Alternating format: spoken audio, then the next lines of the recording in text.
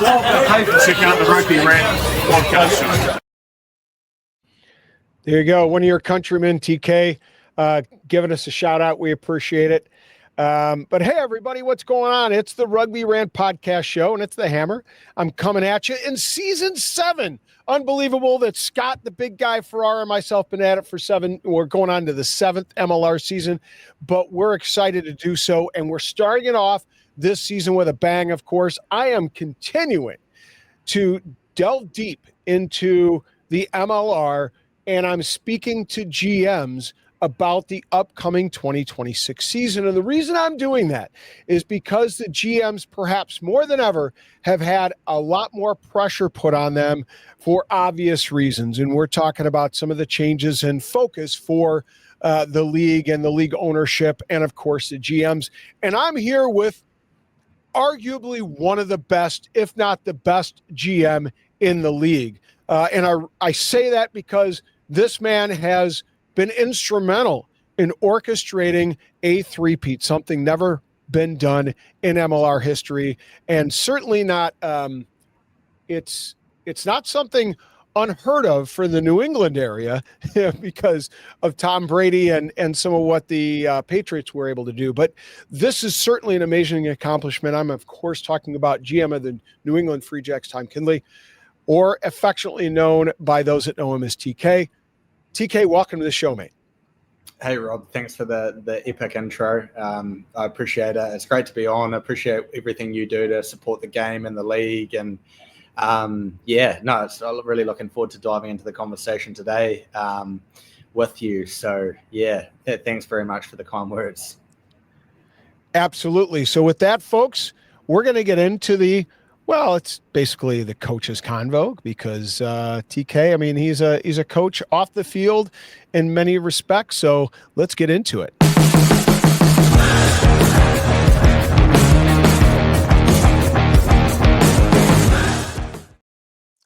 All right, TK, we're going to dive right into it straight away. I have some great questions lined up, and I'm really interested in picking your brain because, as I said, with a three-peat, over the last 3 seasons, you guys and the New England Freejacks have really done an amazing job for a lot of different reasons, which we'll delve into. But I want to see if we can give fans a little bit of insight as to how this happens and, what you guys are doing to prepare for that potential 4th championship in 2026. So let's get after it, mate. Of course, a lot of changes in the league. Let's start first. The league goes from 11 to 6 in 2026. So statistically, this should improve the odds of a 4th title. I'm calling it Quincy's quest for the quartet. So I've already got it trademarked and licensed. All right. So, you can pay me handsome royalties that I'm sure are coming the way of the Freejacks if you guys are able to four-peat, so to speak. But here's my question. What are the Freejacks' biggest challenges going into 2026? Yeah, no, thanks, Rob.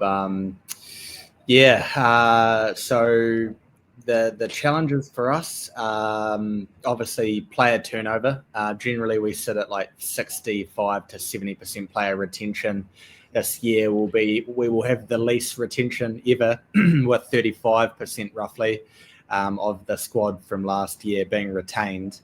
And of last year's group of 40-ish, 38, 40 athletes, 28 or 29 of those would now constitute as foreign qualified players. So it's obviously the parameters in which we assemble a team have been drastically changed, and that's a massive challenge. Like you said, maybe the odds are as good as they've ever been to win a championship, but I think the parity will also be super strong with the teams that have now disbanded, like NOLA and Miami, and the Californias merging, and Utah. Am I missing one? I think Houston. Yeah, Houston. I think like those players have dispersed across all 6 remaining teams, and I think they're all going to be super strong, including Anthem. So.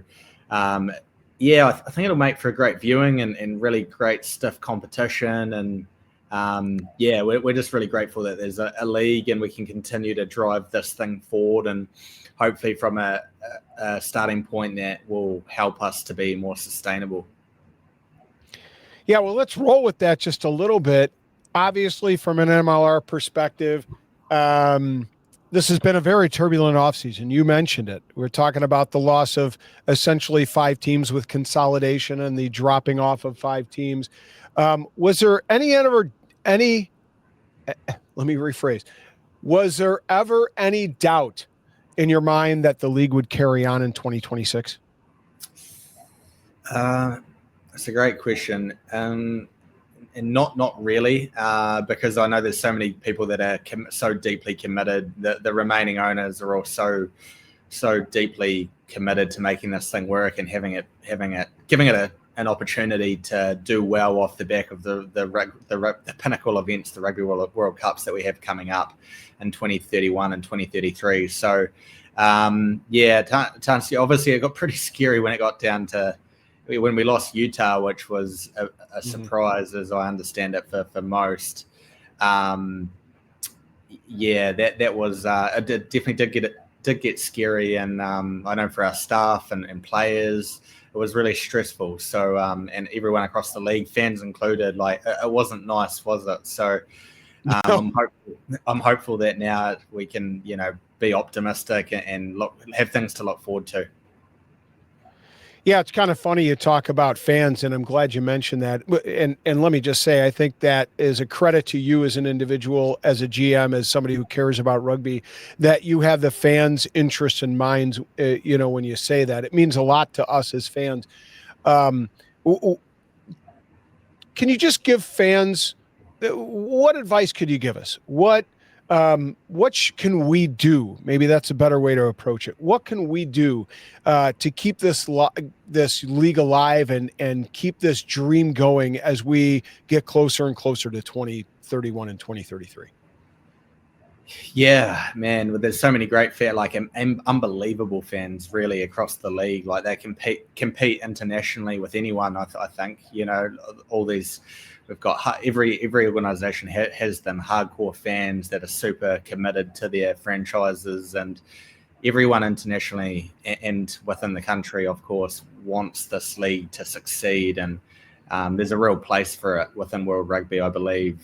And I think you said it, Robert, and I've heard you say it a couple of times, but building fans one at a time. That's a mantra that we have adopted here at the Freejacks as well. Like it's the conversations that you have with people at the coffee shop or in the sauna at the local facilities where our players do their recovery and stuff, and bump into everyday people who know nothing about rugby. It's those little conversations and bringing friends that really makes a massive impact and helps to develop the next person who can introduce their peers and associates. So I think really that's it. Fundamentally, at the end of the day, it's just getting the word out there, and we only need to have a very small portion of the sports fans in this country and within these different markets to be successful. And you've probably seen that in New England, like we've done really well with our attendances, and like a team like Chicago comes to mind as well, who are doing some great things to develop fanship. So we just need to keep that up and. Yeah, keep going. I know it's slow going at times, but it's going.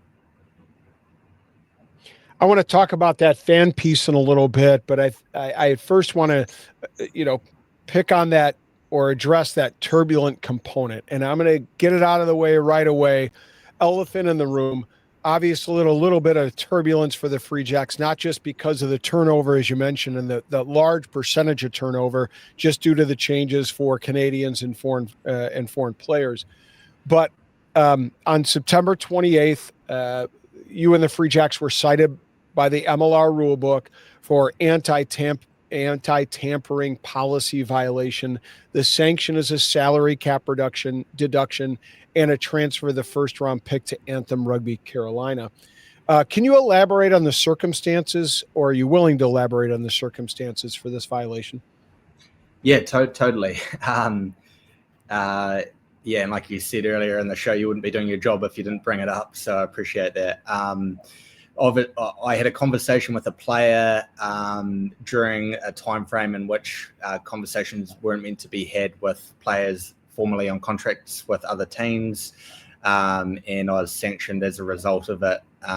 It was a player of whom I know really well, and he had spent many years formerly at the Freejacks, so it was actually an in-person conversation at our facility as well. So look, it was a silly little thing, but I appreciate that the league want to clamp down on being really I guess strict with their policy and making sure that people aren't circumventing the rules and utilizing grey area to make sure that we have a sustainable and well-respected competition, and that we can be great partners to one another across the clubs as well. So I guess that was the sanction. So hopefully no more coming our way. Righto. I want to say that's a very healthy response. First of all, your willingness to share the nature of it, but the fact is that you're right. You probably, when you have established relationships, sometimes those conversations just emerge organically, and perhaps you don't even think about whether it's the right time or right place for them to happen. And I'm sure that's kind of what happened in this particular circumstance, especially given that they were a player that you know well, having been with the Freejacks. But I also think that healthy response of, hey, look, the league's got a job to do. And I think we know that in the past, individuals haven't been cited necessarily, and we've really got ourselves stuck into a pretty good or a pretty bad situation as a result. And I only harken back to like the Giltinis and the Gilgronis.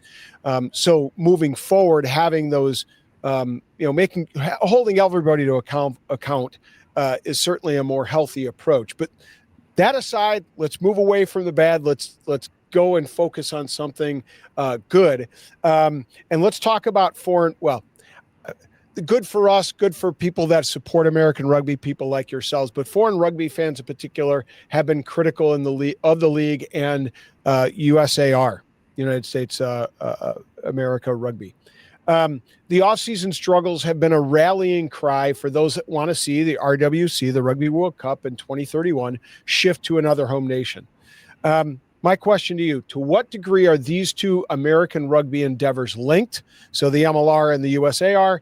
And then as a follow-up to that, can the USA host a commercially successful Rugby World Cup in 2031 and 2033? So a two-pronged question. Happy to repeat either one of them as you need.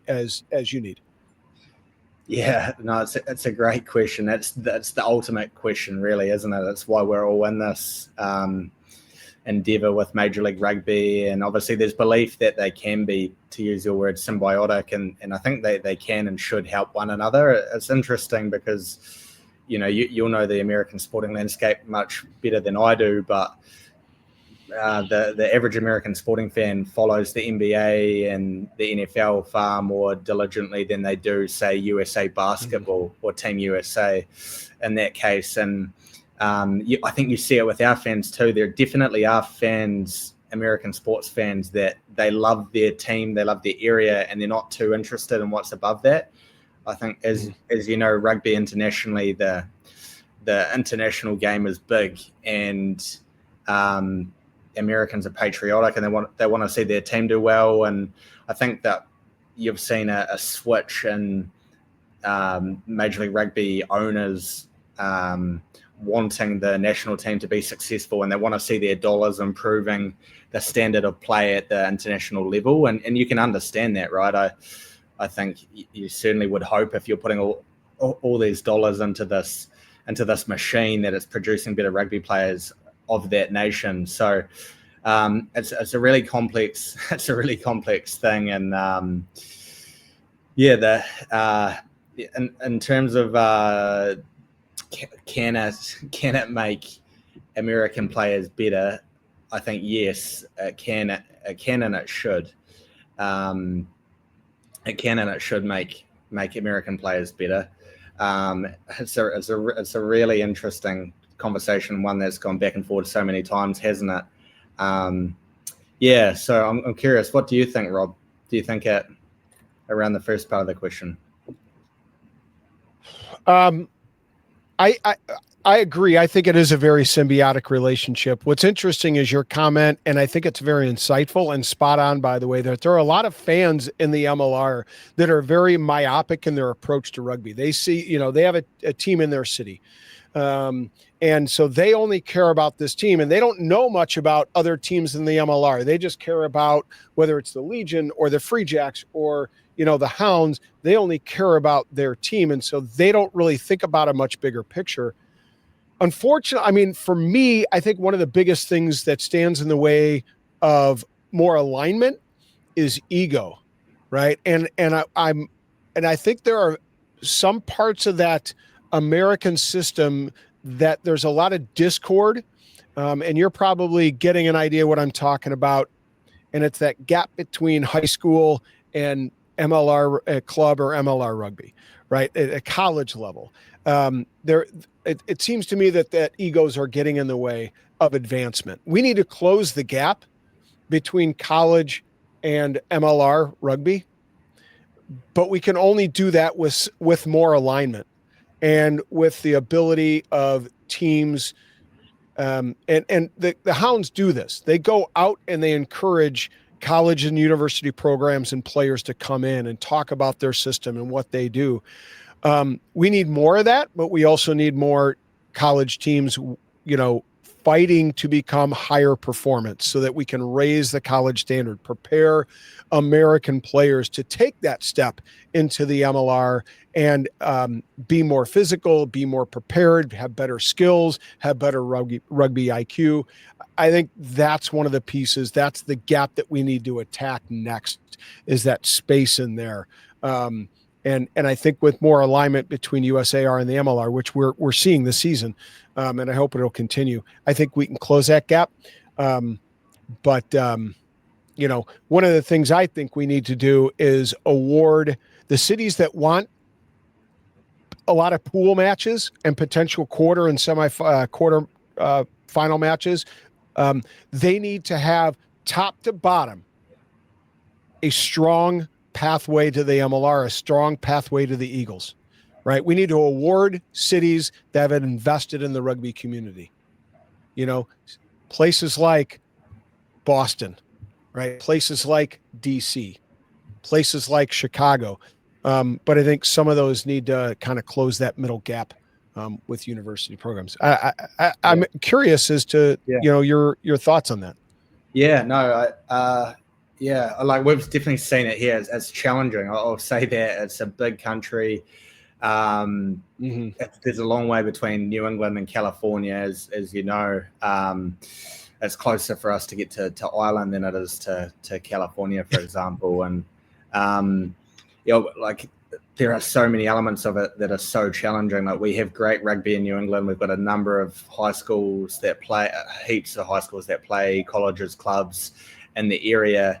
But kids graduate from high school and then they leave the area for the most part. And then we lose our access to them.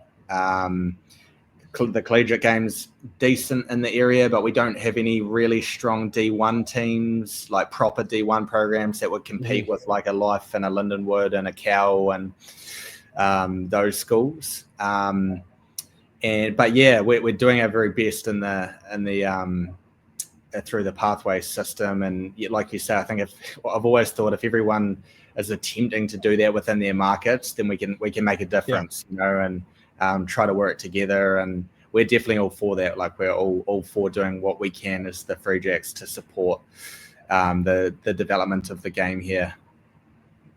100%. I mean, that's why it was good news that Arizona has actually kind of moved beyond their club program and made a bigger commitment to being a top level D1 program in CRAA or whatever level. But the fact is they're moving from that club space to a bigger commitment by the university, which is wonderful to see.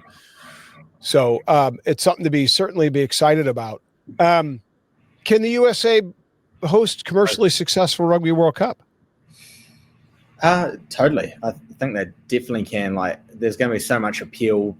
People are going to want to travel. It's easy to get to from Europe, and it's one of the best destinations in the world, and it's worth a gamble. Like the worst case scenario for World Rugby, it's not as successful as they want it to be. I think there's too much upside on the other side of that to not give it a go. So obviously they are going to give it a go, which is great for all of us, and I'm super excited to see it roll out. I think there are some challenges obviously around the time of year and stadium availability and those things, and it'll be really interesting to see how they navigate that. But even the process of selecting host cities has been epic to see roll out, and it's going to be epic. So yeah, totally they can. Well, on that note, I'm glad you brought it up. Let me ask you this question just as an aside, and it's one that just popped up because of what you said. The time of year. One of the things that a lot of people have bantered about, and I've even done more than suggested it. Do we need to consider maybe thinking a little bit more boldly as a rugby community and telling World Rugby, perhaps fall, the traditional time for the World Cup, is not the best time in America to host it. Perhaps we can host at a better time of the year for a lot of different reasons. Yeah. I was surprised initially when I found out they weren't doing that, at least to my knowledge. They weren't exploring, say, having it in the spring, like when MLR would typically run, when the big stadiums are going to be available and you're not competing for that similar audience that you're hoping to get to these massive events. I don't know how problematic that is competing with like the URC and Super Rugby, but you'd think there's enough time that it could be done, hopefully. But yeah, I just don't know enough around those massive competitions that probably have a fairly big say in orchestrating these sorts of things. I mean, didn't soccer or football, as most of the world knows, didn't they adjust it for the Qatar World Cup? I'm not sure. Sorry, no. Yeah, maybe I'm not as invested in soccer as rugby, obviously, but I thought that they looked at that just simply because of the heat, and it's traditionally played in the summer, but I could be wrong. But at any rate, an interesting quandary for World Rugby, and certainly the powers that be here that are orchestrating and moving the parts around for 2031 and 2033. Let's shift more to the MLR, because that's why we brought you on the show, and we want to pick your brain about where we're going. And we've hit it upon this a little bit. The remaining MLR owners, and you said it yourself, the MLR owners are committed. The ones that are here are committed, and they've made a commitment to strategically shift their focus to an American-centric league. A little like when it was formed in 2017 into the inaugural 2018 season. Number one question, and I have two parts here, and I'll start with the first question. I'll come back to the second one. Did the league expand too fast, or did some owners not sign on to a comprehensive vision that was originally intended when the MLR was initiated? Yeah, there are definitely people better equipped to answer that question than me, but I'll give it a go. I think the expense, probably two issues. I think there have been issues with not getting enough legal buy-in from teams on coming into the league, and not having them guarantee, say, through a specific period of time, with repercussions if they are to fall out or bail out. It's been too whimsical in that respect, I think, and too easy for teams to come and go as they please, which is probably really frustrating as an owner of a team that's playing the long game and doing your part. And I'm sure it must be frustrating and a little bit demoralizing to see that happen. But I think factually as well, spending got too great. Like we probably exceeded. We got too professional too quickly, and that means that we're spending more money than we should, essentially, to run these organizations. And I think that there's nothing at all wrong with the quality of play. Like no one's got any issues with that, right? But everyone in I suppose my role and across the league, or the general managers, the people assembling these teams, the head coaches, they're going to do everything in their power to put together the most competitive team they can within the rules. And I think the rules allowed for probably too much expenditure.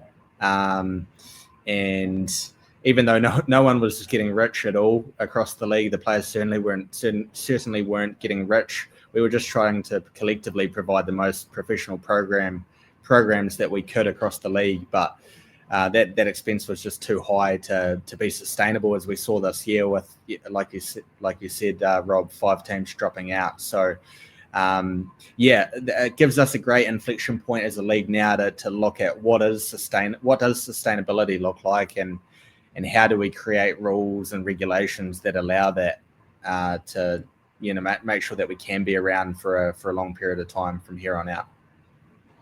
So again, off the cuff here, I got to ask this question. Obviously, you've talked about retention, that the retention rate this season for the Freejacks is going to be significantly lower than it has been in the past, in large part due to Canadian players, right? And how they're redefined as foreign players, also the drop in number of foreign players. So my question is, is TK kind of wiping the brow with this new pivot that the league has taken, that, boy, I don't have to spend all that money on visas now? I'm just trying to digest the question fully and make sure I understand it.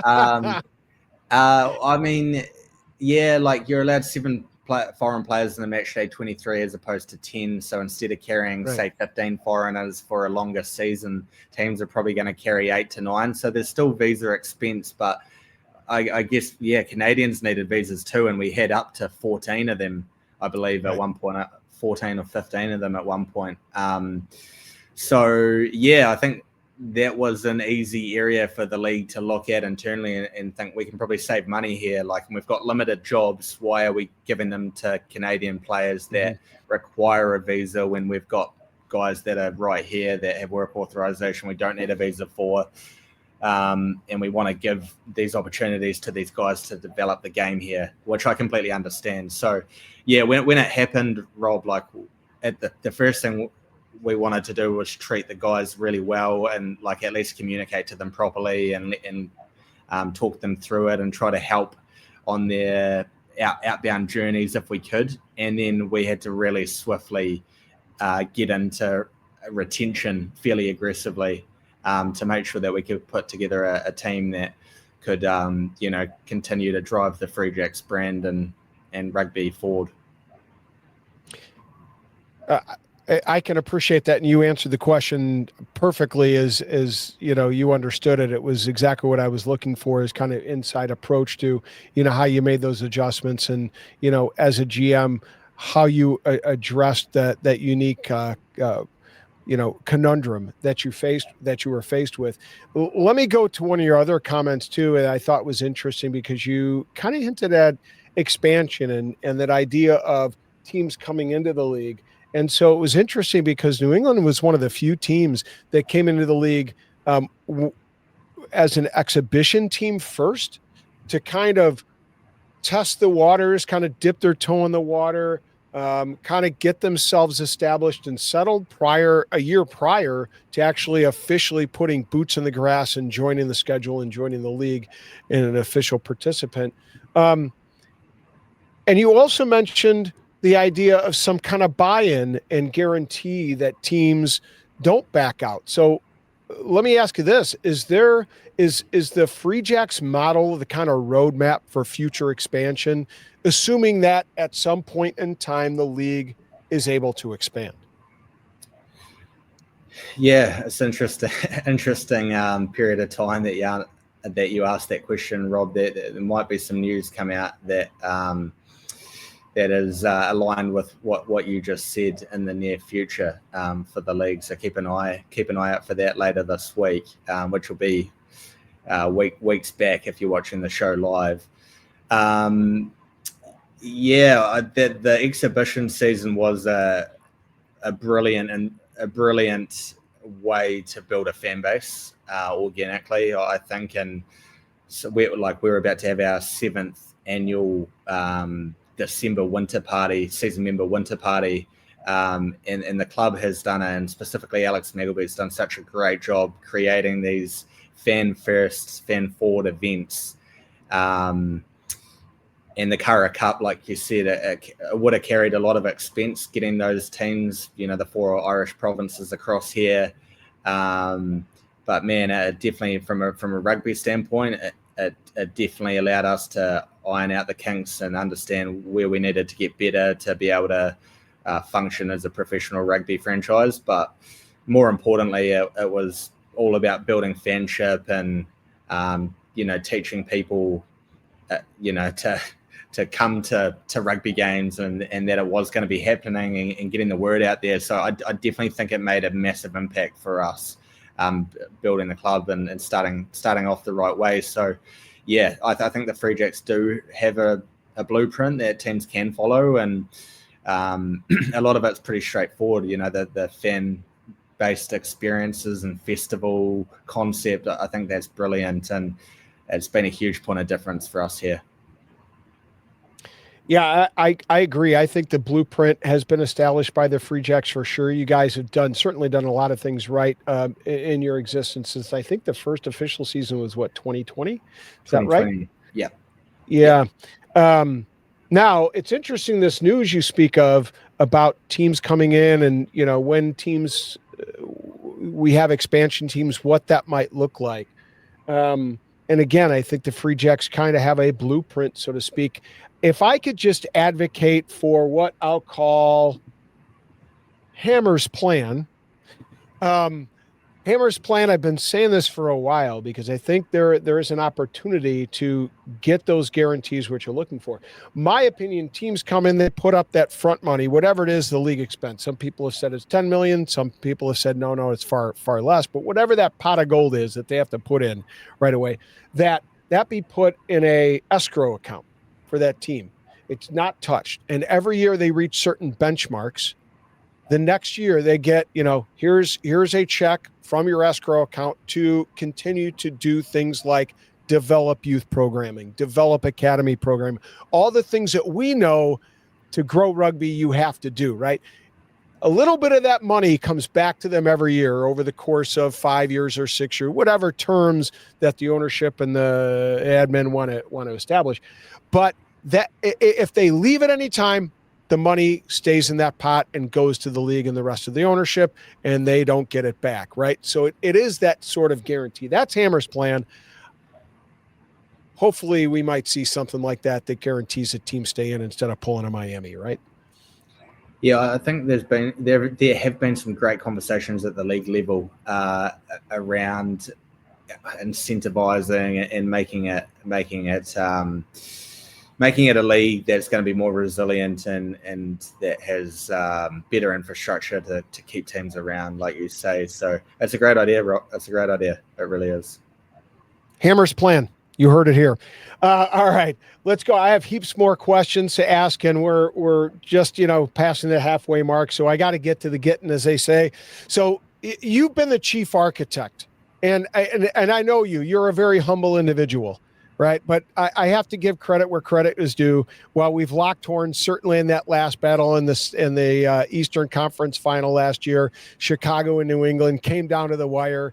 At least that's what I'm told when people told me what happened when they were there, because I couldn't see it on TV. Nevertheless,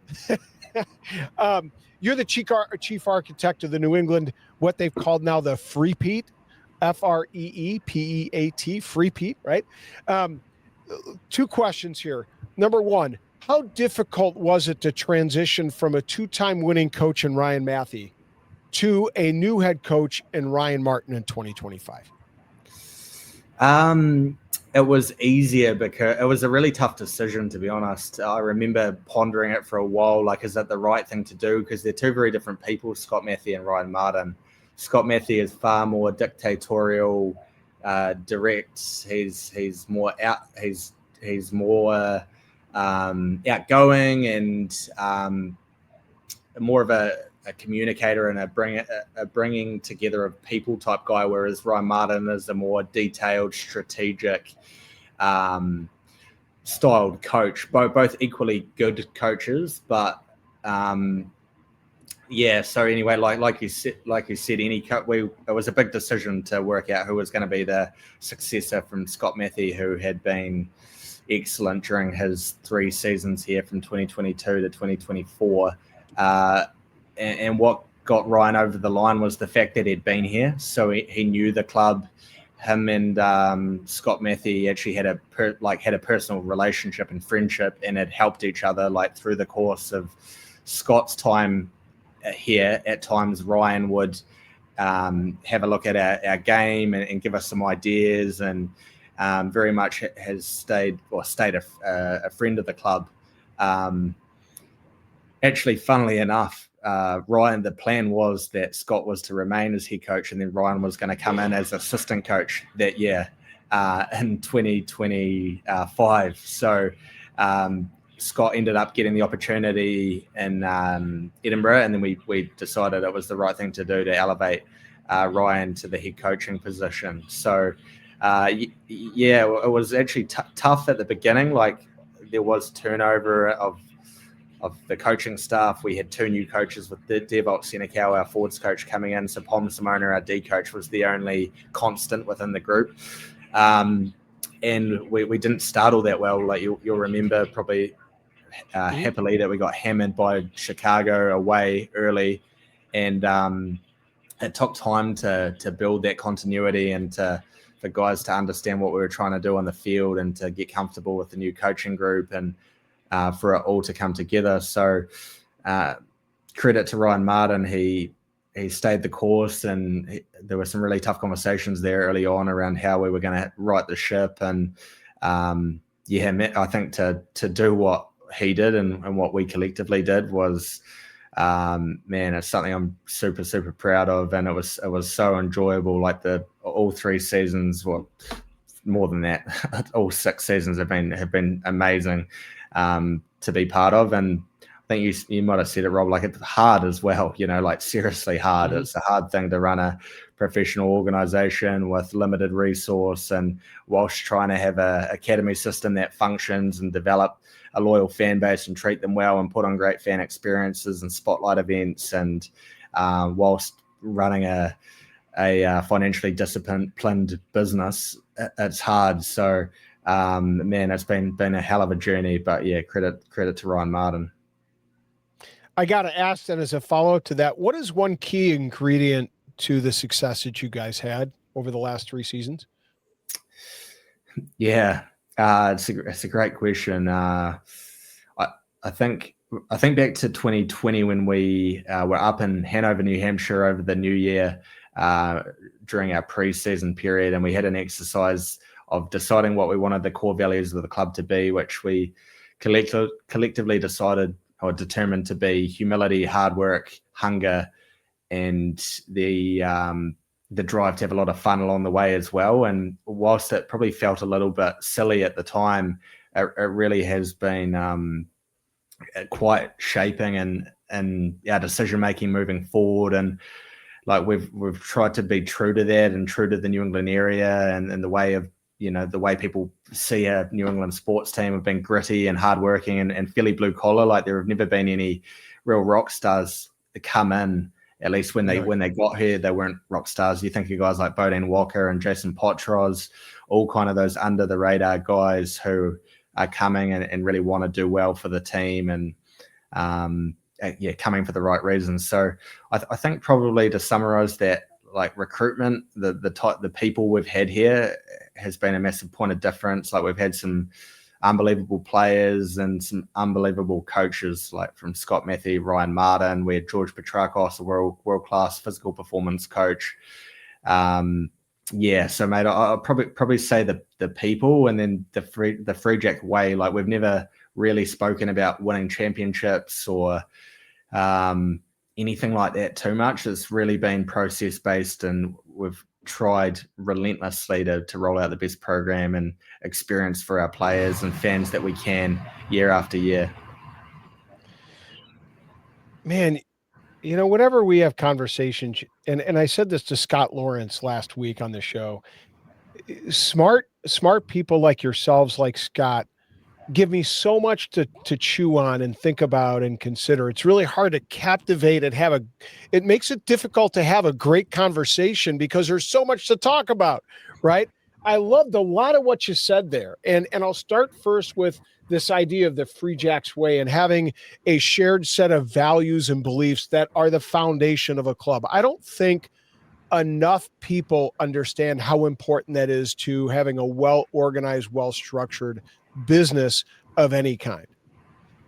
And the fact that you guys, use humility, hard work, and hunger as the foundation really speaks to what it means to be a member of the New England Freejacks. Phenomenal stuff. I love it, mate. I love it. And the other thing you talked about is process-based, right? I coach girls wrestling, and I always talk about it's not about wins and losses. I don't care about that. Yes, they're nice, and yes, that's why you do it. You want to have fun, and winning is fun. But it's about a process. Believe in the process. Believe in getting better every single day. And you're going to go through ebbs and flows, but if you stick to that, stick to the process, you're going to be fine. But I want to talk about one other piece, because this one I prepared a question for, and it's around recruitment. And I was listening to a podcast, and folks, I talked about it last week on Rant, and I'm getting to a question here, TK. I'm getting to a question, I promise you. I'm enjoying it. but I was listening to a podcast that was given to me or posted to me by Scott Lawrence, and it was Ben Herring's podcast. And he's a New Zealander, and if I'm not mistaken, I think he's a a Kiwi. And he's had many a great conversation.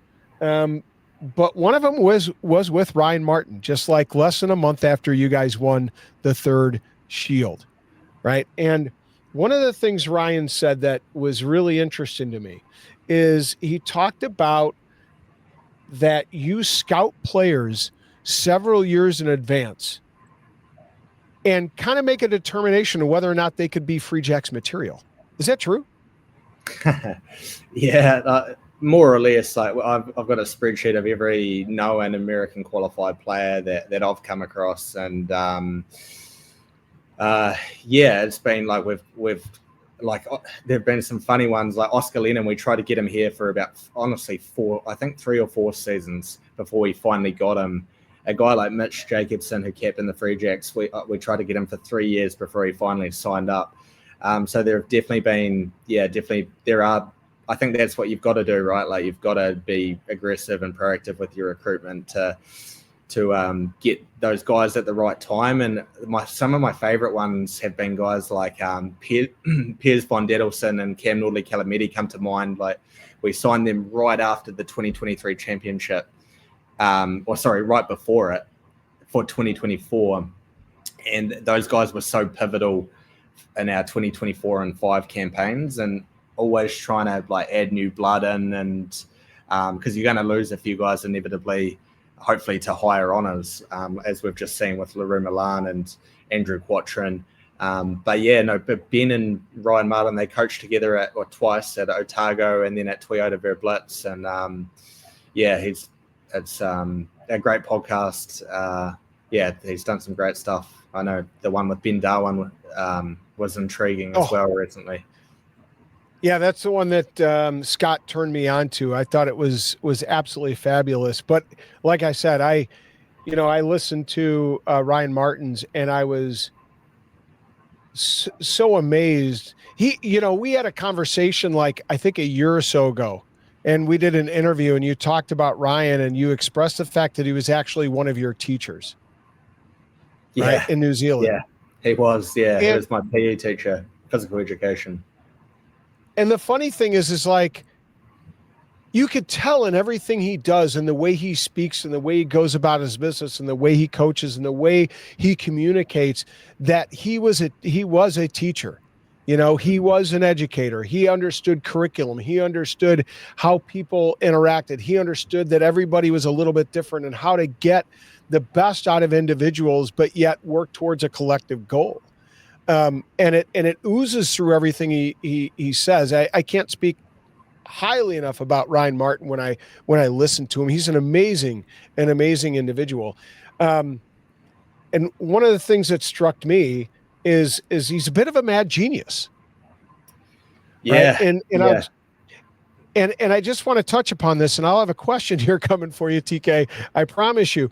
But he's a mad genius, because when it comes to creating a positive playing environment for the team, there's no one better. One example is this preseason, this last 2025 season, because you've been talking about fan engagement. You've been talking about all the things that the Freejacks do to bring fans through the gates. And it speaks to what Ryan did in the preseason. Spend a day with the fans' experience.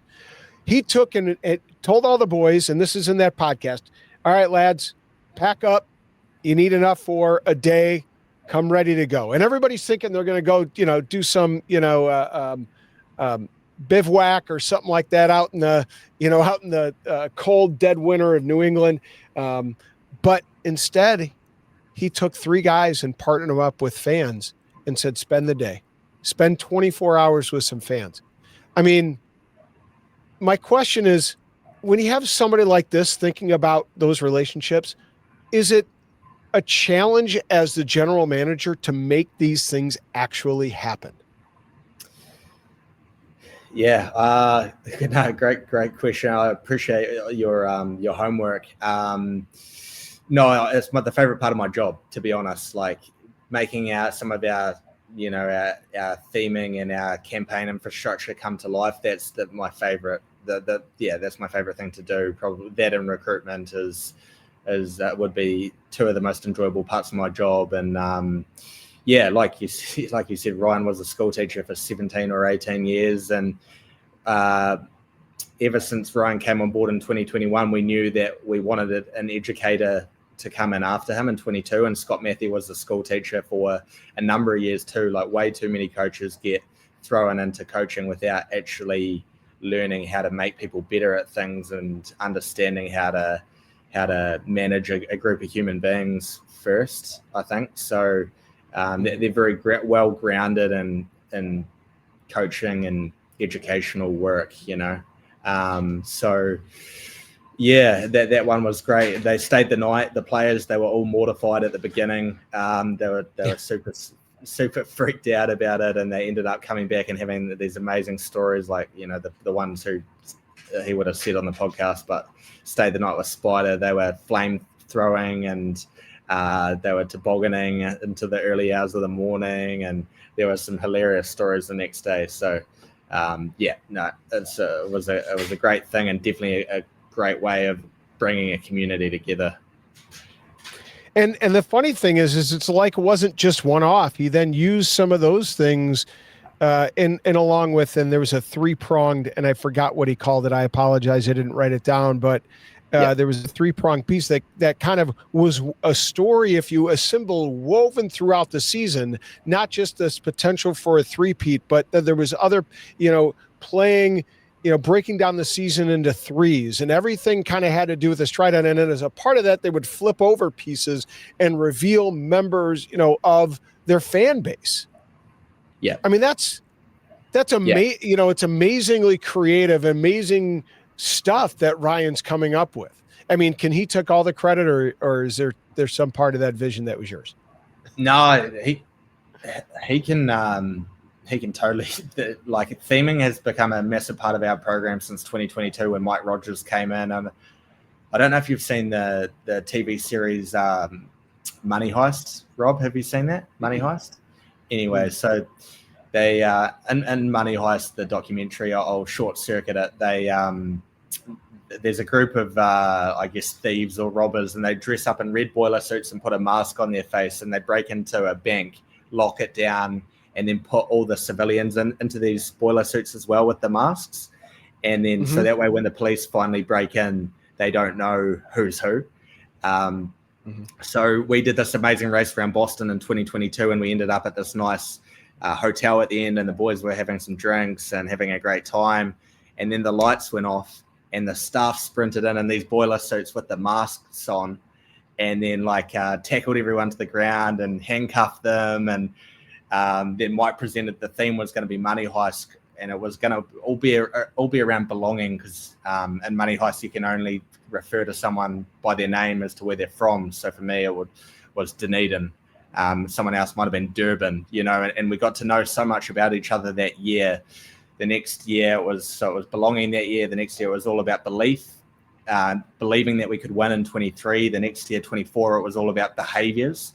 And then this year it was like, man, how do we come up with a theme or a concept that's going to allow us to do something that hasn't been done before, right? So Ryan had that great concept of the Penrose triangle and that everything's stronger in threes. So like you said, everything was in threes that whole season. Those relationships with the fans and their groups of player threes, they lasted throughout the whole season. We invited them to captain's runs, and it was woven throughout the whole program and became super strong. And I think probably Andrew Quatrin summarizes it really well. He said to me recently, he's in France now, and we caught up the other day. He said, I don't think we won because we never won because we were the better team. We won because we were that much tighter.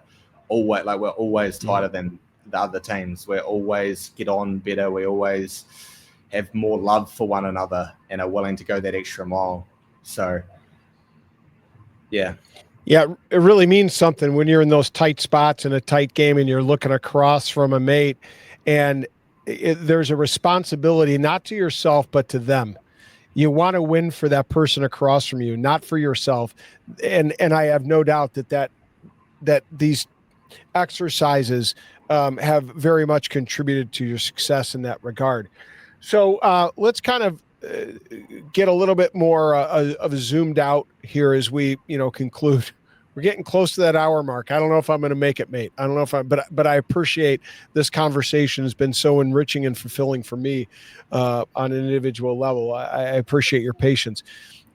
With a shift in focus for the remaining ownership, so we're talking about the 6 owners going into 2026. Obviously, we've talked about changes that are going to be happening or have happened. Chief among them, again, for those that don't know, 7 foreign players will be allowed on a game day roster, and Canadians are considered foreign players. Obviously, we've talked about the retention rate by the Freejacks is going to drop significantly. So how have you dealt with this from a roster management perspective? Because that's your job, is to figure out how to navigate this very, quickly changing, perplexing challenge. Yeah, it's definitely been the biggest challenge we've had in assembling a team, and there were maybe 2 ways to go about it. And the way we felt it was something I really struggled with, to be honest, because I felt like we had to make some big decisions that were going to be really tough to players that had done so much for this club, particularly foreign players.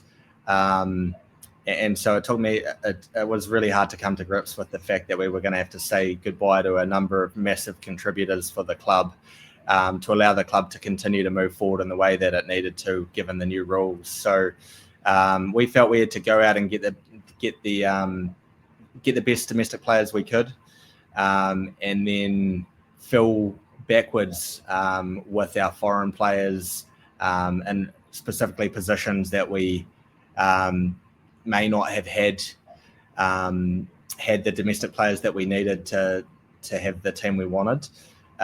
So yeah, it has been incredibly challenging, and it's not an exercise really anyone wants to go through, having to turn over 65% of your playing group, majority of which desperately want to remain there. And there are we've been criticised at the Freejacks for having too many Canadian players, which maybe if they knew the players. It's jealousy, mate. Success breeds jealousy, and your chief among them is me. So. Yeah, no, and yeah, no, there's lots of tongue in cheek and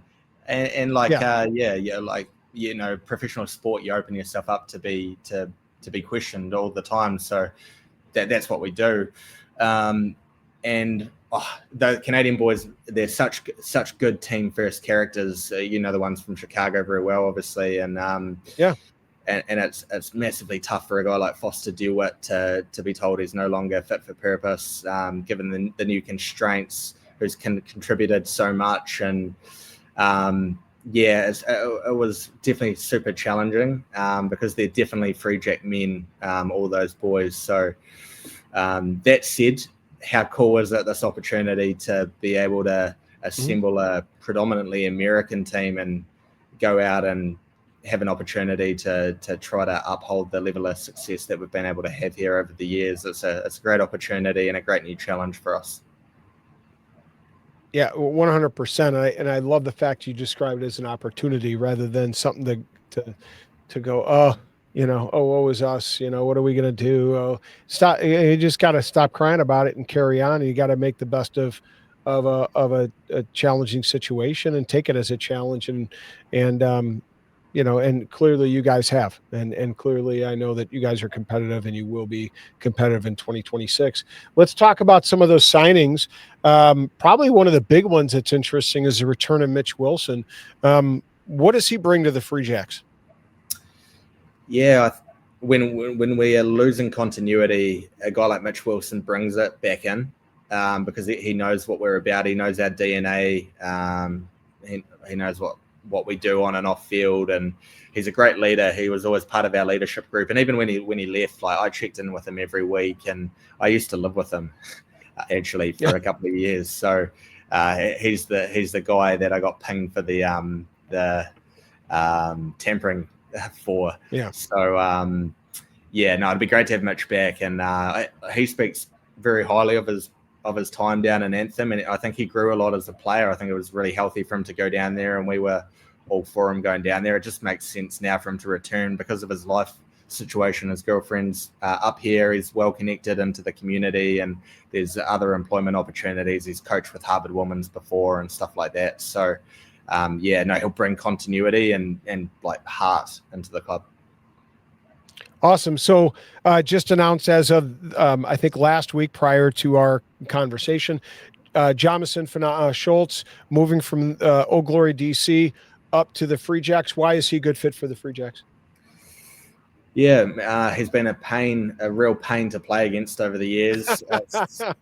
Aren't those the guys, the best guys, the guys that you hate to play against, and they're such buggers, but you go, I'll take them any day of the week and twice on Sunday if they're on my team. Yeah, totally. Like, it'll be actually really interesting because he's had some massive ding-dong battles with our boys over the years. So it's going to be interesting to see them kind of lock horns at the beginning and then probably become great mates very quickly after. But yeah, he's a big damaging, ball-carrying, destructive back rower. And we're obviously stoked to have him on board.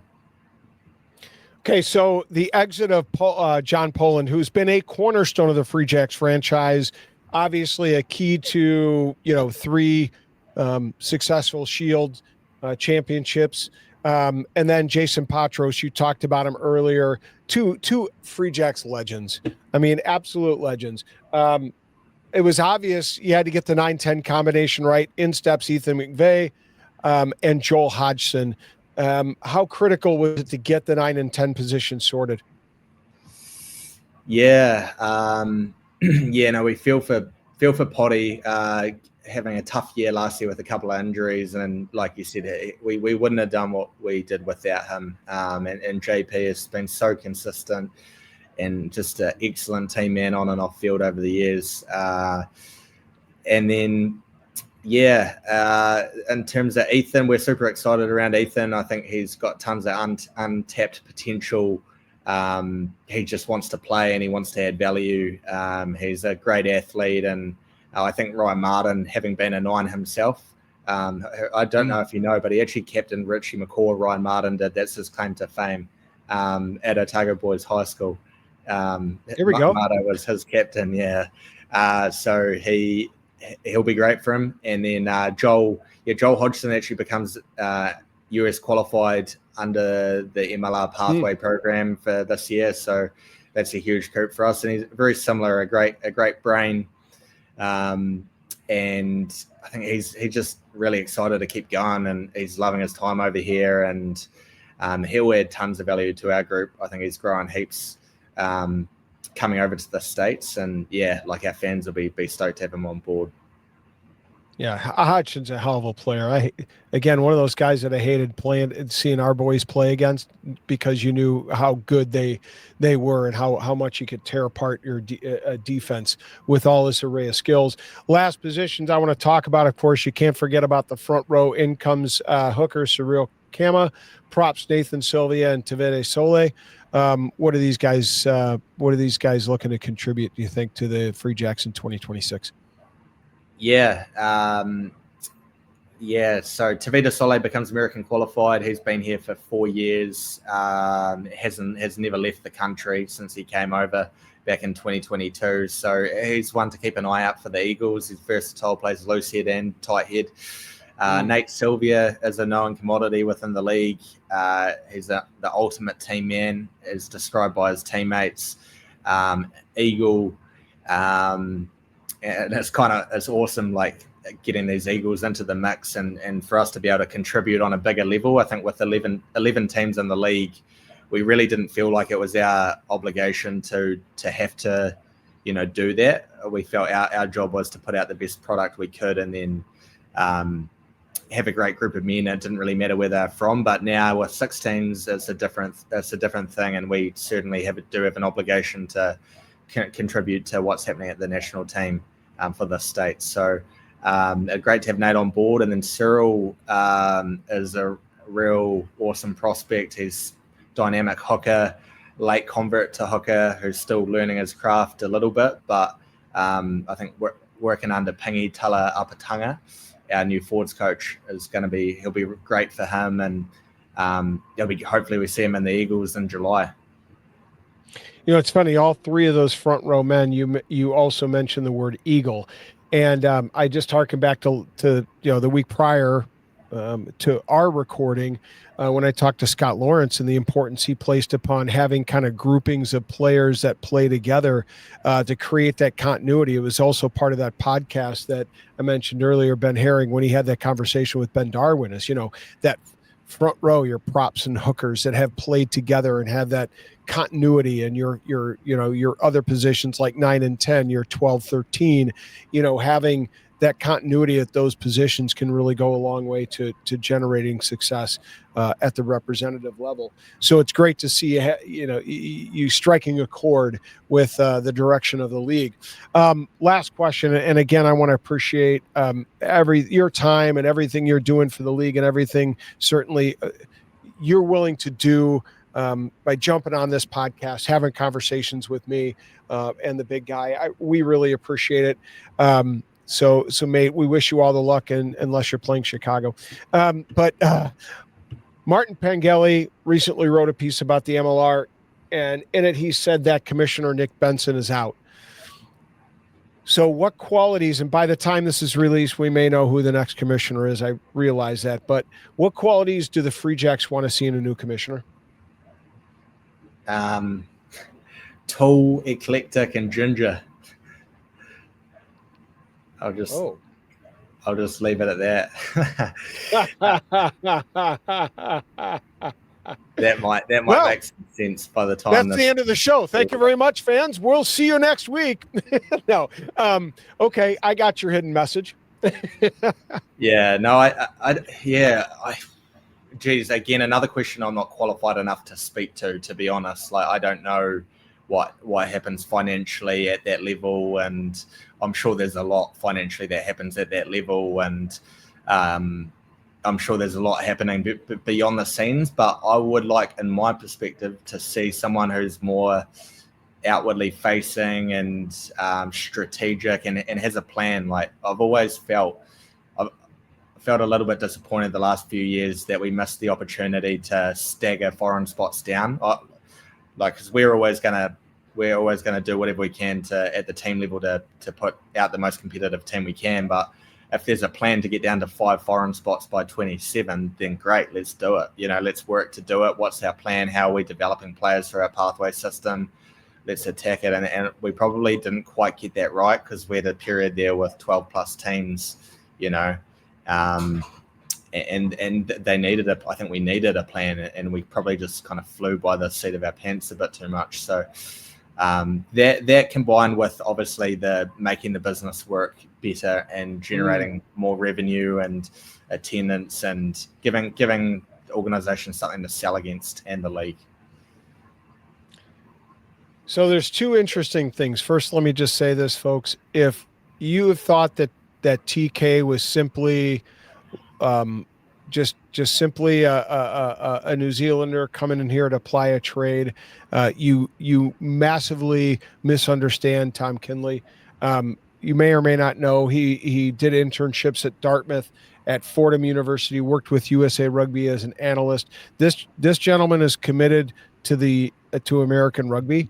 All right, and I think we're getting the better understanding of that. So I want to thank you, because I've always talked about the importance of American leadership in the rugby world, and I've always said that it doesn't have to be American born, but they have to be American committed use or American committed, and I appreciate that. But the other thing I want to talk about is we mentioned the idea of synergy a lot in this show, and we have some of that going, because you said the next commissioner needs to be outward, strategic, and have a plan.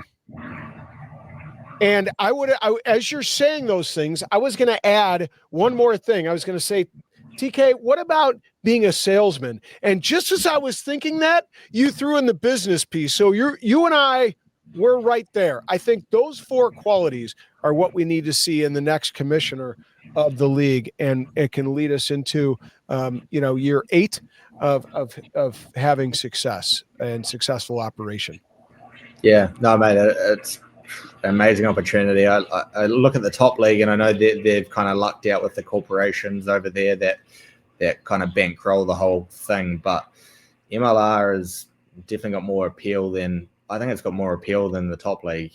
People are more likely to tune into an MLR game internationally. People want it to see it do well, and hopefully we can get some big sponsors on the front of the jerseys, on the center of the fields, and so on and so forth. But yeah, mate, I was going to say, I hope that with NOLA being no more, we can pick up the mantle of your second favorite team now. We'll just have to make sure there's some merch that gets over to you there in the HQ. Oh, okay. All right. Well, I can be bought. Everybody knows that. Everybody knows that for sure. But no, if anything, I've always had tremendous respect for the Freejacks organization, for individuals like yourself, now like Ryan Martin, obviously. You guys, all your success, as I said before, I'm totally jealous. But it just speaks to the standards you guys set, the values you organizationally have established, and the players believe in and buy into, and the types of players you get into your organization speaks volumes about what you guys do in it. And as I said before, you're a cornerstone in that. And I appreciate everything you do for the Freejacks, but more importantly, I appreciate everything you're doing for American rugby, man. It's awesome to see. Thanks, Rob. I really appreciate it, mate. And we couldn't do it without, guys like yourself who are investing your time and putting on amazing shows and content like this, because there's not enough of it, right? For people crave more, and it's epic. I watch just about every one of them. So, I really appreciate all the time you invest into American rugby, and hopefully it keeps sees a good uptick now after this. Yeah, absolutely. And I can't wait. We'll touch base, obviously, this season at some point when the Hounds and the Freejacks play in Chicago. And I hope to sometime get up to Quincy because it has to be one of the best playing environments in the league right now, just with their most of their fans are wonderful. A few are irritating, but exuberant fans, that's wonderful to see. So thank you so much. And TK, thank you for everything you do. I genuinely thank you for your willingness to come on the show. It's so refreshing because when I reach out to you, you immediately respond and you're immediately willing to come on. And it's great to see that symbiotic relationship, and hopefully we can continue to grow rugby one fan at a time here in the MLR and in the United States as we move forward. So again, I'd like to thank you. And fans, don't forget to keep checking back with us. We're going to check in with all 6 GMs, before the start of the season, so that by watching the Rugby Rant, you can be well prepared to understand each of these teams as they come to your town or as you go to their town, one of the two. But the last thing I'm going to say is buy tickets, put your butt in some seats, bring friends, buy merch, support the businesses that support and the companies and the partners that support our teams, whether it's Dude Wipes or, whether it's BJJ, the Bone and Joint Institute here in Chicago. I don't care. Support them, right? That's the only way we're going to make this league commercially viable is by supporting those efforts and staying loyal to the MLR. So thank you, TK. I appreciate it, mate. And I wish you guys all the best as you head into 2026. Thanks, Robbie. You're a top man. I appreciate your time. Cheers. All right, folks, keep checking back with the Rugby Rant. We'll be back at you with more from the GMs as we get closer to 2026. And with that, we'll see everybody at the net.